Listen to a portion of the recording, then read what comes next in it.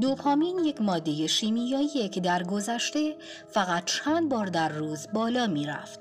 مثلا وقتی غذا پیدا می کردیم، سرپناه می ساختیم یا آتیش روشن می کردیم. ولی حالا هر بار که دستمون به گوشی میره صدها بار در روز فعال میشه و این باعث شده که به شکل باور نکردنی معتادش بشیم و این اعتیاد باعث چالش در ارتباطات واقعی شده. مثلا به جای اینکه عشقت رو بغل کنی و باهاش حرف بزنی که پر از اکسیتوسینه، ترجیح میدی گوشی دستت بگیری و توی شبکه‌های اجتماعی سرچ کنی، یعنی دوپامین محض.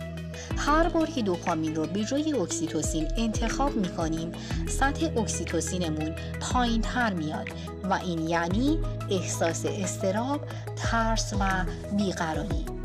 اگر میخوایم مغزی آروم و شاد داشته باشیم، باید دوباره به اکسیتوسین بها بدیم.